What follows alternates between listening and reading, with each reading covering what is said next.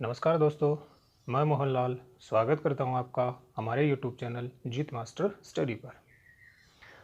आज हम Indian polity के तहत समानता का अधिकार, राइट टू इक्वलिटी, आर्टिकल 14 से आर्टिकल 18 का क्या करेंगे, अध्ययन करेंगे। तो आज हम जो अध्ययन करने जा रहे हैं वो है आपका कौन सा अधिकार, समानता का अधिकार। कौन सा है? समानता का अधिकार, ठीक है ना। राइट टू इक्वेलिटी जो है आपके कहाँ से कहाँ तक, आर्टिकल 14 से लेकर आर्टिकल 18 तक, ठीक है। आज हम अध्ययन करेंगे किसका? आर्टिकल 14 एवं आर्टिकल 15 का, ठीक है। तो आज हम अध्ययन कर रहे हैं किसका? समानता का अधिकार, ठीक है। वीडियो शुरू करने से पहले आपसे रिक्वेस्ट है कि अगर आप मेरे चैनल पर नए हो तो चैनल को सब्सक्राइब कीजिए, वीडियो को लाइक कीजिए और ज़्यादा से ज़्यादा शेयर कीजिए, ठीक है। सबसे पहले बात करते हैं कौन से आर्टिकल की? आर्टिकल 14 की, ठीक है। आर्टिकल 14 क्या कहता है कि सभी व्यक्ति, क्या कहता है कि सभी व्यक्तियों को, ध्यान से सुनना, सभी व्यक्तियों को विधि के समक्ष समानता, विधि के समक्ष समानता बहुत ही क्या है, महत्वपूर्ण है ये। तो विधि के समक्ष समानता एवं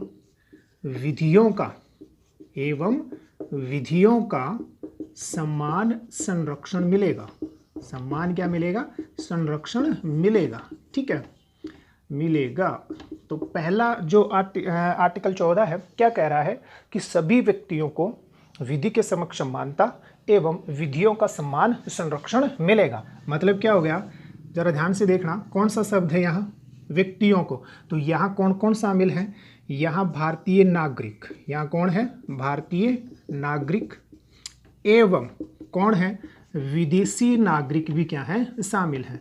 मतलब विदेशी नागरिकों को भी विधि के समक्ष समानता एवं विधियों का क्या प्राप्त है? समान संरक्षण प्राप्त है, ठीक है। पहली बात तो आपको यही ध्यान रखनी है कि आर्टिकल 14 भारतीय नागरिकों के साथ साथ विदेशी नागरिकों को भी क्या है? प्राप्त है, ठीक है। दूसरी बात, ये जो विधि के, ये आर्टिकल जो 14 है, इससे संबंधित कुछ तथ्यात्मक बातें हैं जो कि एग्जाम में सीधी ही पूछ ली जाती हैं, तो उनकी थोड़ी सी हम क्या कर लेते हैं, बात कर लेते हैं। क्या है ये? आर्टिकल 14 जो है ना, ये किसकी स्थापना करता है? ये विधि के शासन की स्थापना करता है। किसकी स्थापना करता है? विधि के शासन की स्थापना करता है एवं समान न्याय की क्या करता है? स्थापना करता है। ध्यान रखना, किसकी स्थापना करता है? समान न्याय की स्थापना करता है, ठीक है। किस किस की? विधि के शासन की, रूल ऑफ लॉ की स्थापना करता है और समान न्याय की क्या करता है? स्थापना करता है, ठीक है। ये जो समान न्याय है इसकी स्थापना कर रहा है और विधि के शासन की क्या कर रहा है? स्थापना कर रहा है। दूसरी बात, एक वाद आया था, कौन सा? Minerva mills. कौन सा वाद है? मिनर्वा मिल्स वाद 1980। इसमें सर्वोच्च न्यायालय ने ये कहा, सर्वोच्च न्यायालय का जो निर्णय है, सीधा सा प्रश्न बनता है ये, मिनर्वा मिल्स वाद में सर्वोच्च न्यायालय ने ये कहा कि विधि का शासन, कौन सा शासन? विधि का शासन, ठीक है ना। मतलब आर्टिकल 14, क्योंकि विधि के शासन की बात कौन कर रहा है? आर्टिकल 14 कर रहा है। तो ये जो विधि का शासन है, ये भारतीय संविधान का क्या है? आधारभूत तत्व है। क्या है? आधारभूत तत्व है। मतलब ये भारतीय संविधान का बेसिक स्ट्रक्चर है। क्या है? भारतीय संविधान का बेसिक स्ट्रक्चर है, आधारभूत सिद्धांत है। कौन? विधि का शासन। आपको ध्यान में होना चाहिए कि जो केशवानंद भारती वाद आया था, कौन सा? केशवानंद भारती वर्सेस केरल राज्यवाद। कौन सा था? केरल राज्यवाद। कब का है? 1973 का। इसी में सर्वोच्च न्यायालय ने बेसिक स्ट्रक्चर थ्योरी दी थी। संविधान की कौन सी थ्योरी दी थी? Basic structure theory. और उसमें कहा था कि संविधान के जो आधारभूत तत्व हैं, जो आधारभूत जो स्तंभ हैं, उनको क्या नहीं किया जा सकता? संविधान से अलग नहीं किया जा सकता। तो जो विधि का शासन है, मतलब कौन सा? आर्टिकल 14, इसको कौन से वाद में? मिनर्वा मिल्स वाद में संविधान का क्या घोषित किया? आधारभूत तत्व घोषित किया है, ठीक है। तो आपको क्या ध्यान रखना है सबसे पहले कि यहाँ कौन सा शब्द आता है? व्यक्तियों। तो व्यक्तियों में कौन कौन शामिल है? भारतीय नागरिक और कौन सा? विदेशी नागरिक। मतलब विधि के समक्ष समानता, विधि का समान संरक्षण भारतीयों के साथ साथ विदेशी नागरिकों को भी क्या है? प्राप्त। ये जो आर्टिकल 14 है ये किसकी स्थापना करता है? विधि के शासन की स्थापना करता है, सम्मान न्याय की क्या करता है? स्थापना करता है। मिनर्वा मिल्स वाद में जो 1980 में था, इसमें सर्वोच्च न्यायालय ने क्या कहा कि विधि का शासन मतलब कौन सा? आर्टिकल 14 क्या है? भारतीय संविधान का आधारभूत तत्व है। आधारभूत, संविधान का आधारभूत जो सिद्धांत है वो कौन से वाद में आया था? केशवानंद भारती में आया था। ठीक है, अब हम बात करेंगे विधि के समक्ष समानता एवं विधियों का समान संरक्षण। एक बार आप इसका क्या कर लीजिए, स्क्रीनशॉट ले लीजिए। तो बात करें पहले किसकी? विधि के समक्ष समानता। तो विधि के समक्ष समानता का अर्थ क्या होता है? तो अर्थ ये होता है कि विधि के सामने या विधि की नज़र में, विधि के सामने सभी क्या है? सम्मान है। सभी क्या है? सम्मान है। विधि की नज़र में सभी क्या है? सम्मान है, या विधि के समक्ष सभी क्या है? सम्मान है। कहने का मतलब ये हो गया कि चाहे आपका प्रधानमंत्री हो, चाहे आपका मुख्यमंत्री हो, या कोई सरकारी कर्मचारी हो, या अन्य कोई व्यक्ति हो, अगर इन्होंने क्या किया है? कोई अपराध किया है, तो सभी को इक्वल ट्रीट किया जाएगा, सभी को सम्मान दंड दिया जाएगा, क्योंकि सभी कानून की नज़र में क्या है? एक समान है। कानून जो है ना वो सभी पर क्या होता है? एक समान रूप से लागू होता है। मतलब क्या हो गया कि विधि के समक्ष जो समानता है ये कानून के शासन की स्थापना करता है। किसकी? जैसा कि हमने पहले आपको बता दिया, किसकी स्थापना करता है? कानून के शासन की स्थापना करता है। ठीक है ना। दूसरा, ये कहाँ से लिया गया है? तो ये एक कौन सी अवधारणा है? नकारात्मक अवधारणा है। कौन सी? विधि के समक्ष समानता, ये एक क्या है? नकारात्मक अवधारणा है। ठीक है। और लिया कहाँ से गया है? तो ब्रिटेन से लिया गया है। ब्रिटेन का जो डाइसी हुआ है, ब्रिटेन में जो विद्वान हुए हैं, कौन सा? डाइसी ने दिया है कौन सा सिद्धांत? कानून का शासन या विधि का शासन। तो उसी विधि के शासन की स्थापना करता है कौन सा? आर्टिकल 14 का कौन सा उपबंध? विधि के समक्ष समानता। ठीक है। तो ये एक क्या है? नकारात्मक अवधारणा है। क्यों है? क्योंकि ये लोगों के, व्यक्तियों के विशेषाधिकारों की क्या करता है? समाप्ति करता है। कौन सा? ये भी सबसे ज़्यादा क्या है? महत्वपूर्ण है कि विधि के समक्ष जो समानता है ये किसकी समाप्ति करता है? विशेषाधिकारों की समाप्ति करता है। परंतु इसके कुछ एक्सपेंशंस हैं, मतलब इसके कुछ क्या हैं? अपवाद हैं। जैसे आर्टिकल 361 है, ठीक है ना। इसी प्रकार से आर्टिकल 105 है, ठीक है। इसी प्रकार से आर्टिकल 194 है, ठीक है ना। इसी प्रकार से आर्टिकल 31C है, 31G है, ठीक है ना। और इसी प्रकार से आपके सभी जो विदेशी राष्ट्राध्यक्ष हैं, सभी क्या हैं? विदेशी जो राष्ट्राध्यक्ष हैं, ठीक है ना। इसी प्रकार से यूएनओ के जो प्रतिनिधि हैं, इसी प्रकार से विदेशों के जो राजनयिक हैं, जो राजदूत हैं, जो भारत में रहते हैं, वो सभी जो है ना वो किसके अपवाद हैं? आर्टिकल 14 के क्या है? अपवाद हैं। मतलब किसके? विधि के समक्ष समानता के क्या है? अपवाद हैं।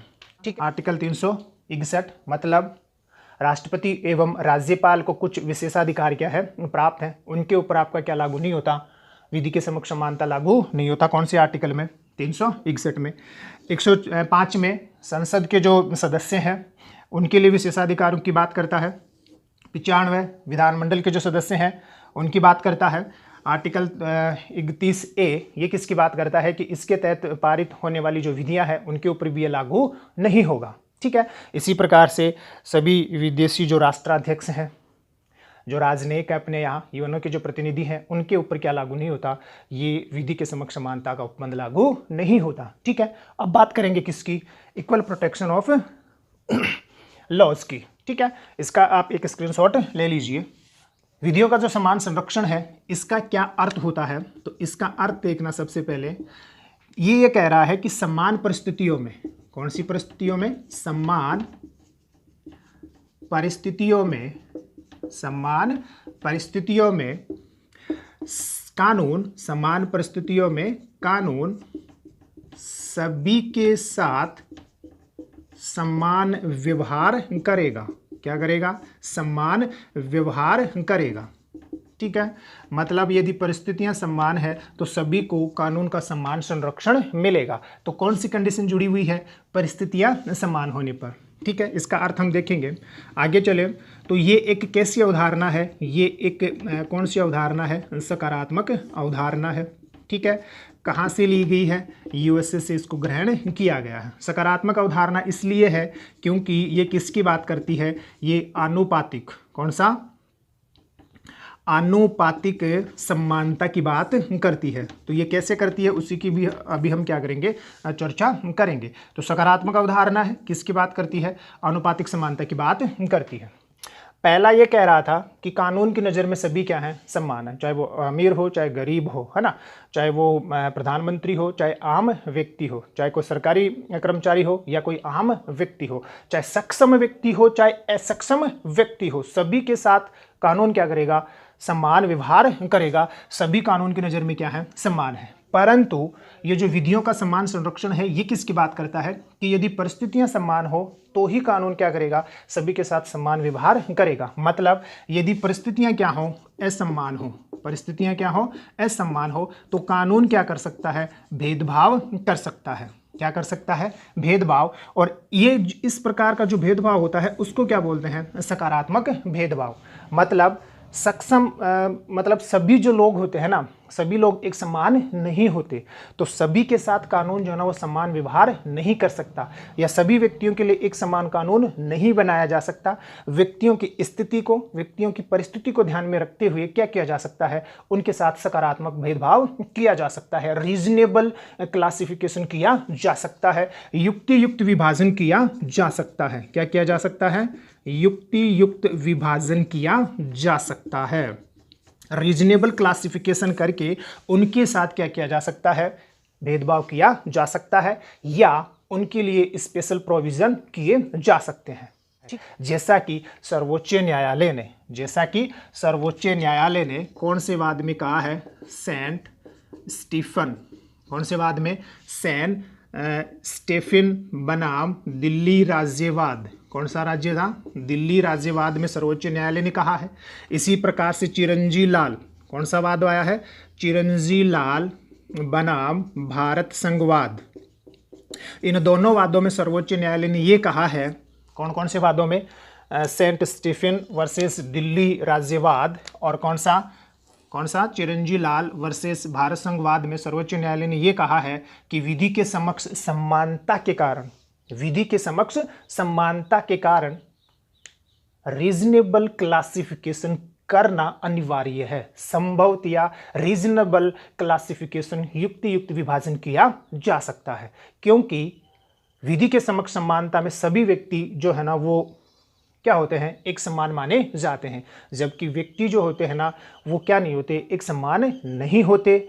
व्यक्तियों में क्या पाई जाती है? भिन्नता पाई जाती है। अब बात करते हैं कौन से आर्टिकल की? आर्टिकल 15 की। ठीक है, कौन सा आर्टिकल है?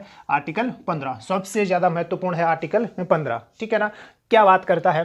तो आर्टिकल 15 ये कहता है कि राज्य, धर्म, मूल वंश, ठीक है, जाति, लिंग और कौन सा? जन्म स्थान। कौन है? जन्म स्थान। तो 5 आधार हो गए: राज्य, धर्म, मूल वंश, जाति, लिंग, जन्म स्थान। मतलब केवल, शब्द जुड़ा हुआ है, केवल उपर्युक्त के आधार पर, केवल उपर्युक्त के आधार पर भेदभाव नहीं कर सकता, भेदभाव नहीं कर सकता। ठीक है, कौन सा आर्टिकल कह रहा है? आर्टिकल 15 क्या कह रहा है? कि राज्य केवल धर्म, मूल वंश, जाति, लिंग, जन्म स्थान, मतलब रिलीजन है, रेस है ना, कास्ट है, लिंग है और बर्थ ऑफ पैलेस है, इनके आधार पर राज्य डिसइंक्रिमिनेशन नहीं कर सकता, मतलब भेदभाव नहीं कर सकता है। ठीक है, कौन सा आर्टिकल कहता है? आर्टिकल 15 कहता है। ठीक है, कहाँ नहीं कर सकता? तो ध्यान से देखिए, आर्टिकल 15(1) क्या कहता है? आर्टिकल 15(1) ये कहता है कि उपर्युक्त 5 आधारों पर, उपर्युक्त 5 आधारों पर राज्य भेदभाव नहीं कर सकता। शब्द पर गौर करना, कौन से वाले पर? राज्य मतलब स्टेट, राज्य भेदभाव नहीं कर सकता, भेदभाव नहीं कर सकता। सुन लिया? ठीक है ना। फिर 15 आर्टिकल 2 है ना, 15 का सब क्लोज कौन सा? 2। तो आर्टिकल 15(2) क्या कहता है? कि उपर्युक्त आधारों पर, उपर्युक्त 5 आधारों पर, ठीक है ना, उपयुक्त 5 आधारों पर राज्य एवं व्यक्ति भेदभाव नहीं कर सकते, भेदभाव नहीं कर सकते। ठीक है, सबसे ज्यादा महत्वपूर्ण है आर्टिकल 2, आर्टिकल 15(2) क्या कह रहा है? 15(1) तो क्या कह रहा है कि उपयुक्त ये जो 5 आधार है, इनके आधार पर राज्य क्या नहीं करेगा? भेदभाव नहीं करेगा। 15(2) क्या कह रहा है कि राज्य के साथ साथ व्यक्ति भी, मतलब स्टेट एवं सिटीजन दोनों ही उपयुक्त 5 आधारों पर क्या नहीं कर सकते? भेदभाव नहीं कर सकते। कहां नहीं कर सकते भेदभाव? कहां नहीं कर सकते भेदभाव? तो दोनों आर्टिकल क्या कहते हैं कि जितने भी क्या है सार्वजनिक स्थल हैं, जितने भी पब्लिक पैलेस हैं, सार्वजनिक स्थल हैं, साथ ही में राज्य द्वारा पोषित, कौन से हैं? राज्य द्वारा पोषित जो स्थल हैं, ठीक है ना। तो कहां नहीं कर सकते ये भेदभाव? तो सार्वजनिक स्थल एवं राज्य द्वारा पोषित जो सार्वजनिक स्थल है, जैसे कोई दुकान हो गई, है ना, जैसे कोई रेस्टोरेंट हो गया, जैसे कोई पब्लिक पार्क हो गया, जैसे कोई स्नानागार हो गया, जैसे कोई कुएं वगैरह हो गए, जैसे कोई सड़क हो गया, है ना, कोई प्लेटफॉर्म हो गया, उपयुक्त जितने भी क्या है ये सार्वजनिक स्थल हैं, इनके आधार पर न तो राज्य भेदभाव कर सकता है और न ही व्यक्ति भेदभाव कर सकता है। परंतु जरा ध्यान से देखो, इन 5 आधारों पर, केवल इन 5 आधारों पर क्या नहीं किया जा रहा? भेदभाव नहीं किया जा रहा। मतलब अन्य आधारों पर क्या किया जा सकता है? भेदभाव किया जा सकता है, जैसा कि आर्टिकल 15(3) में किया गया है। ठीक है ना। तो इसका स्क्रीनशॉट लीजिए, फिर आर्टिकल 15(3) की बात करते हैं। तो आर्टिकल 15(3) क्या कहता है? उससे पहले आपको ध्यान में होना चाहिए कि आर्टिकल 15 क्या कह रहा है। आर्टिकल 15 ये कह रहा है कि 5 आधारों पर, किसके आधार पर? 5 आधारों पर राज्य डिस्क्रिमिनेशन नहीं कर सकता। 5 आधार कौन कौन से? धर्म है, मूलवंश है, जाति है, लिंग है और जन्म स्थान है। इनके आधार पर राज्य एवं व्यक्ति क्या नहीं कर सकते? भेदभाव नहीं कर सकते। परंतु इनके अलावा अन्य यदि कोई आधार आता है, जैसे निवास स्थान हो गया, जैसे कौन हो गया? निवास स्थान हो गया। जैसा कि आर्टिकल 14 में कहा गया है कि रीजनेबल क्लासिफिकेशन किया जा सकता है, युक्त भेदभाव किया जा सकता है। तो अन्य आधारों पर क्या किया जा सकता है? भेदभाव किया जा सकता है, जैसा कि आर्टिकल 15(3) कहता है, राज्य महिलाओं एवं बच्चों के लिए, एवं बच्चों की सुरक्षा के लिए क्या कर सकता है? भेदभाव कर सकता है। उपयुक्त 5 आधारों पर भी क्या किया जा सकता है? भेदभाव किया जा सकता है। कौन सा आर्टिकल कहता है? आर्टिकल 15(3) कहता है। कहने का मतलब ये हो गया कि अगर आज संसद में महिलाओं के लिए सीटों का रिजर्वेशन कर दिया जाए तो ये आर्टिकल 15 का क्या नहीं माना जाएगा? उल्लंघन नहीं माना जाएगा, क्योंकि आर्टिकल 15(3) क्या कहता है कि राज्य महिलाओं एवं बच्चों के लिए विशेष प्रोविजंस कर सकता है। उपयुक्त जो आर्टिकल 15 में 5 आधार दिए गए हैं, इनके आधार पर भी कर सकता है और अन्य आधारों पर भी क्या किया जा सकता है? भेदभाव किया जा सकता है। कौन सा आर्टिकल कहता है? आर्टिकल 15(3) कहता है। ठीक है। फिर आता है आपका कौन सा? आर्टिकल 15 का क्लोज नंबर 4, मतलब आर्टिकल 15(4) ये क्या कहता है? पहली बात तो ये कि ये पहले संविधान संशोधन के द्वारा, फर्स्ट जो कॉन्स्टिट्यूशनल अमेंडमेंट्स है, मतलब कौन सा? पहला संविधान संशोधन 1951 के द्वारा क्या किया गया था? ये जोड़ा गया था। तो क्यों जोड़ा गया था? मद्रास जो राज्य है ना, मतलब एक वाद आया था, कौन सा? मद्रास राज्य वर्सेज चंपाकम। कौन सा था? चंपाकम द्वैराजनवाद। इस पर बहुत बार प्रश्न पूछा जा चुका है भाई, ध्यान रखना। कौन सा है? चंपाकम वर्सेस द्वैराजनवाद। ये एक वाद आया था। वाद इसलिए आया क्योंकि जो मद्रास राज्य था, उस मद्रास राज्य ने अपने यहाँ की जो मेडिकल कॉलेज हैं, उन मेडिकल कॉलेजों में धार्मिक आधार पर क्या कर दिया था? आरक्षण दे दिया था। ठीक है ना। उसी के खिलाफ चंपाकम द्वैराजन ने सर्वोच्च न्यायालय में क्या की थी? PIL दायर की थी। ठीक है। और इस वाद में सर्वोच्च न्यायालय ने मद्रास राज्य के द्वारा मेडिकल कॉलेजों में धार्मिक आधार पर जो आरक्षण दिया गया था, उसको क्या कर दिया? समाप्त कर दिया। तो मद्रास राज्य बनाम चंपाकम द्वैराजन वाद के सर्वोच्च न्यायालय के जो जजमेंट है, सर्वोच्च न्यायालय का जो जजमेंट है उसे ही निष्प्रभावी करने के लिए, उसे ही अप्रभावी करने के लिए पहला संविधान संशोधन के द्वारा आर्टिकल 15 में क्लोज नंबर 4 जोड़ा गया। और ये क्लोज नंबर 4 क्या कहता है?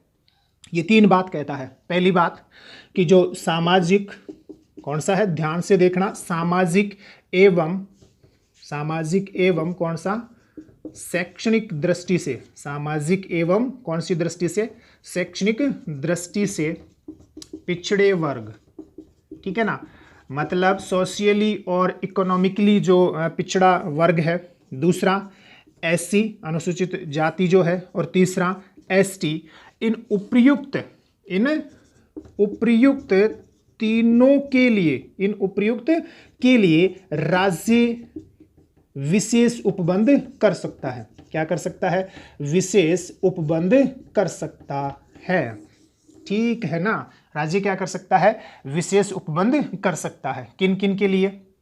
सामाजिक शैक्षणिक दृष्टि से पिछड़े वर्गों के लिए, एससी के लिए, और किन के लिए? एसटी के लिए। आपको पता है कि एससी की जो क्लासिफिकेशन है, एससी का मतलब शेड्यूल कास्ट के बारे में जो डिटेल दी गई है, शेड्यूल कास्ट को जो परिभाषित किया गया है वो आर्टिकल 340 में किया गया है, और एससी को जो है ना वो आर्टिकल 341 में किया गया है। ठीक है ना। और इसी प्रकार से आर्टिकल 340 है जिसमें राष्ट्रपति क्या कर सकता है? पिछड़े वर्गों की पहचान के लिए एक आयोग बना सकता है। कौन से आर्टिकल में? 340 में।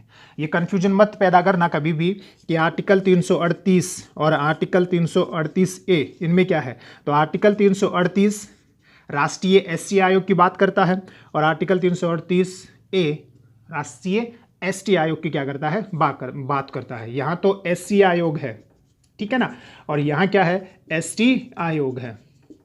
ठीक है। और 40 और 41 में क्रमशः एससी एवं एसटी को क्या किया गया है? परिभाषित किया गया है। तो आर्टिकल 15(4) क्या कह रहा है? आर्टिकल 15(4) ये कह रहा है कि राज्य सामाजिक एवं शैक्षणिक दृष्टि से पिछड़े वर्ग के लिए, एससी एवं एसटी के लिए क्या कर सकता है? विशेष उपबंध कर सकता है। यहाँ ये भी ध्यान रख लेना कि अपने यहाँ जो पिछड़ापन है उसको संविधान में क्या नहीं किया गया? परिभाषित नहीं किया गया है, और राज्य अपने अनुसार क्या करता है? पिछड़ेपन का निर्धारण करता है।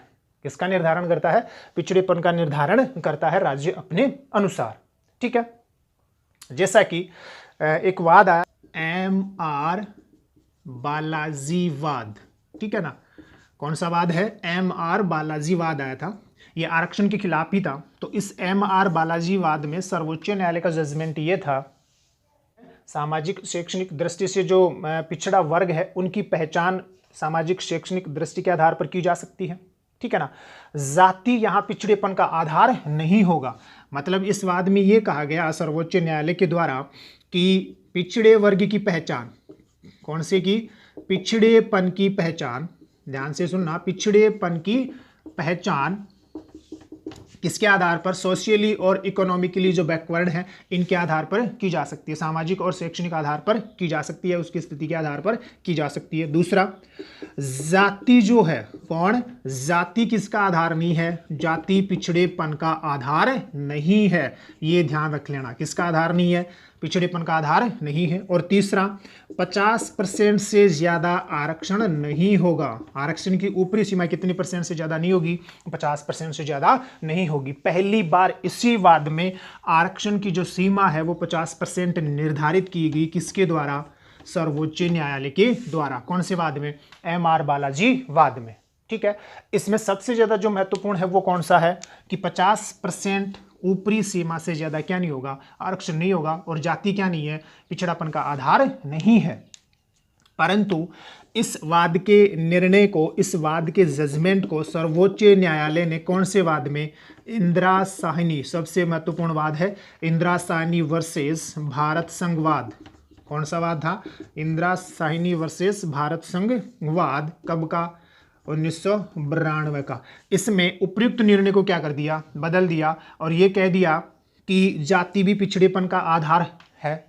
जाति को भी किसका आधार मान लिया? पिछड़ेपन को आधार मान लिया गया था। हाँ, ये सीमा जरूर उन्होंने वही रखी थी, परंतु MR बालाजी वाद का जो निर्णय है उसको पूर्ण किया बदल दिया गया था। कौन से वाद में? इंदिरा साहनी वाद में। ठीक है। कहने का मतलब ये हो गया कि आर्टिकल 15(4) जो है मतलब आर्टिकल 15 का जो क्लोज नंबर 4 है, इसमें आपको 3 वाद कम से कम ध्यान रखने हैं। मद्रास वर्सेस चंपाकम द्वैराज्यवाद, ठीक है, कौन सा, एम.आर. बालाजीवाद, और कौन सा, इंदिरासाइनी वाद। ये आर्टिकल 16 में फिर से आएगा, कौन सा, इंदिरासाइनी वाद। तो 3 वाद आपको क्या करने हैं, ध्यान में रखने हैं। एम.आर. बालाजी जो वाद है, इसका दो महत्वपूर्ण जो उपबंध हैं वो कौन से, कि जाति पिछड़ेपन का आधार नहीं है और आरक्षण की ऊपरी सीमा पहली बार सर्वोच्च न्यायालय ने निर्धारित कर दी, किससे ज्यादा नहीं होगी, 50% से ज्यादा नहीं होगी, ठीक है। अब बात करते हैं आर्टिकल कौन से वाले की, आर्टिकल 5 की, मतलब आर्टिकल 15 का जो क्लोज नंबर 5 है, किसकी बात करते हैं, आर्टिकल 15 क्लोज नंबर 5। तो क्लोज नंबर 5 क्या है, एक था पीए ईमानदार केस आया था, एक कौन सा, ध्यान से देखना, पीए ईमानदार केस, ठीक है, या वाद। इस वाद में सर्वोच्च न्यायालय ने यह कहा कि जो निजी शैक्षणिक संस्थान है, प्राइवेट जो शैक्षणिक संस्थान है वो राज्य के अधीन नहीं है, ठीक है ना। तो जो निजी शैक्षणिक संस्थान है वो अपने हिसाब से क्या कर सकती है, प्रवेश दे सकती हैं, ठीक है ना। तो निजी शैक्षणिक संस्थानों के बारे में सर्वोच्च न्यायालय ने यह कहा कि वो अपने हिसाब से क्या कर सकती हैं, प्रवेश दे सकती हैं। और इसी निर्णय को अप्रभावी करने के लिए कौन सा संविधान संशोधन, 93वां संविधान संशोधन, 93rd CAA संविधान संशोधन 2005 किसके द्वारा किया गया, संसद के द्वारा किया गया। और क्या कर दिया गया, आर्टिकल 15 में क्लोज नंबर 5 जोड़ दिया गया। उपबंध क्या हुआ, तो उपबंध वही है कि राज्य क्या कर सकता है, सामाजिक एवं कौन सी दृष्टि से, सामाजिक एवं शैक्षणिक दृष्टि से जो पिछड़ा वर्ग है, कौन सा वर्ग है, जो पिछड़ा वर्ग है उसके लिए विशेष उपबंध कर सकता है। दूसरा एससी के लिए, और तीसरा कौन सा, एसटी के लिए विशेष उपबंध, विशेष प्रोविजन किए जा सकते हैं। मतलब ये हो गया कि आर्टिकल 15(5) और आर्टिकल 15(4) ये तो सेम ही हो गए, परंतु दोनों में क्या है, अंतर है।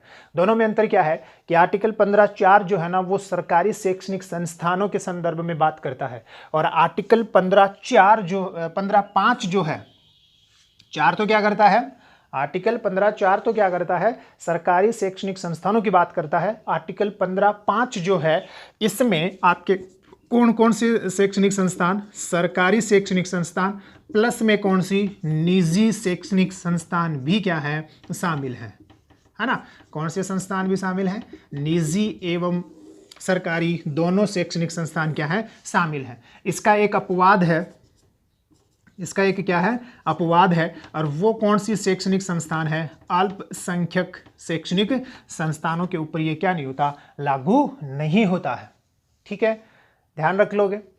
इसी संविधान संशोधन को सर्वोच्च न्यायालय में चैलेंज किया गया, किस नाम से, अशोक कुमार ठाकुर। किसने चैलेंज किया, अशोक कुमार ठाकुर बनाम भारत संघवाद 2098 संविधान संशोधन को। इस वाद में सर्वोच्च न्यायालय ने क्या माना, सही माना है, ठीक है।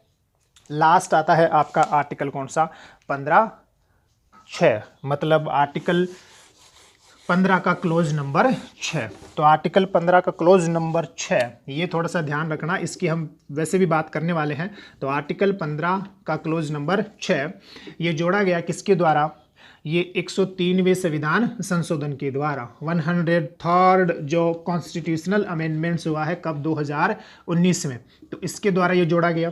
किसकी बात करता है, तो जो उच्च शैक्षणिक संस्थान है, कौन से हैं, उच्च शैक्षणिक संस्थान, ठीक है। इन उच्च शैक्षणिक संस्थानों में जो EWS है, इकोनॉमिकली वीकर जो सेक्शन है, इस इकोनॉमिकली वीकर सेक्शन को कितने % आरक्षण की बात करता है, 10% आरक्षण की बात करता है। कौन से आधार पर, आर्थिक पिछड़ेपन के आधार पर। किसके आधार पर, आर्थिक पिछड़ेपन के आधार पर किसकी बात करता है, आरक्षण की बात करता है। इसकी चर्चा हम आर्टिकल 16 के साथ करेंगे।